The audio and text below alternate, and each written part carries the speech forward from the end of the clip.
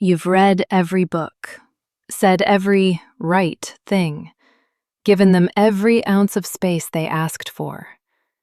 And you still ended up anxious, over-explaining, shrinking yourself smaller and smaller. I need you to hear this. That's not proof you're doing something wrong. It's proof no one ever taught you how to stay connected to someone without losing yourself in the process. Detaching isn't a mind game where you act cold so someone chases you harder.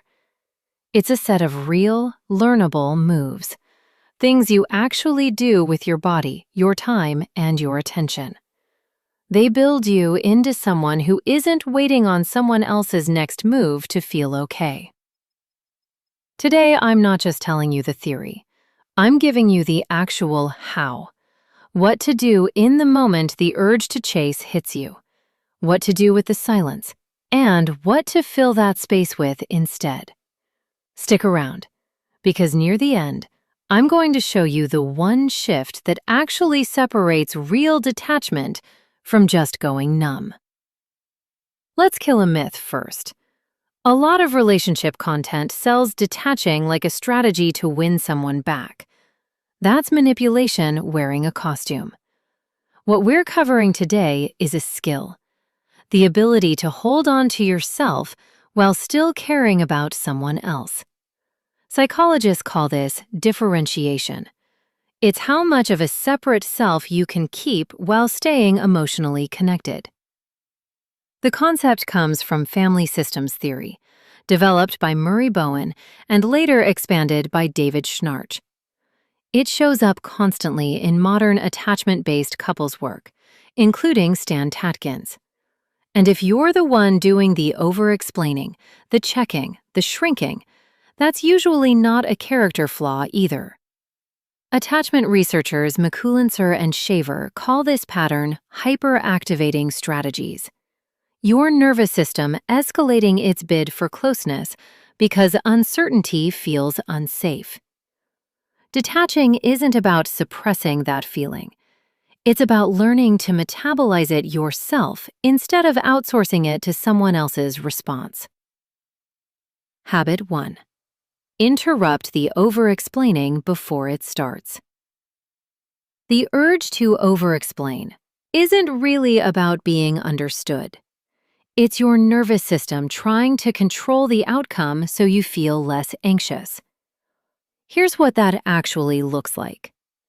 Say the thing once, clearly, then physically put the phone down or leave the room before you're allowed to add anything else.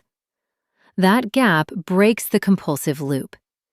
If you need somewhere to put the extra words, write the follow-up in your Notes app instead of sending it. Read it back an hour later. Most of the time, you won't even want to send it anymore. This one move, done consistently, does something bigger than just calming you down in the moment. It teaches your body that you can survive not getting instant reassurance. That's the actual muscle you're building. If this is already hitting close to home, go ahead and hit like right now.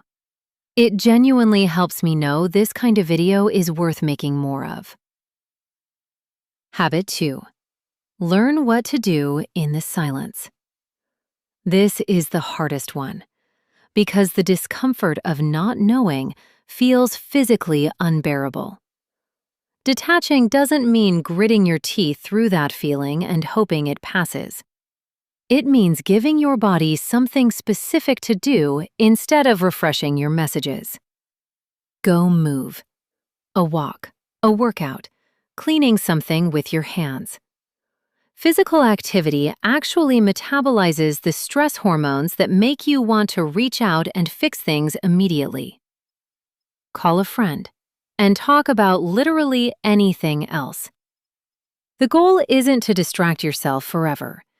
It's to survive the first hour without acting on the urge. That urge always softens if you let it run its course instead of feeding it. Do this enough times, and something shifts. The silence stops feeling like an emergency and starts feeling like just silence. That's not you giving up. That's your nervous system finally believing you're safe, even when you don't have an answer yet. Out of everything so far, which one do you catch yourself doing the most? The over-explaining or the checking during silence? Drop it in the comments. I'm curious how many of us are dealing with the same one. Habit 3. Stop managing everyone's comfort but your own.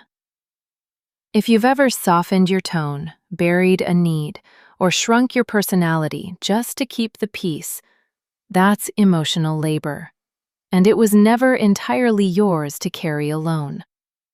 Notice the specific moment you do it. It usually shows up as a sentence you rehearse in your head before saying it out loud, editing yourself down before you even speak.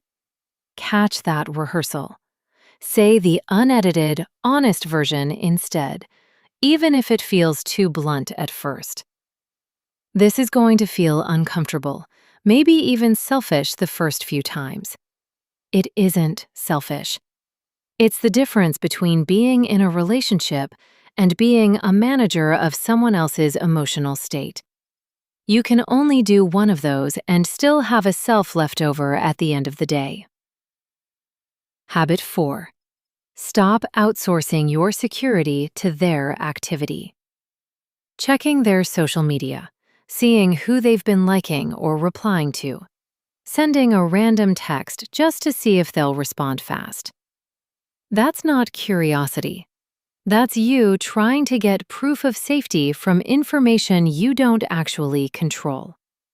Don't try to white-knuckle your way out of it by just telling yourself to stop.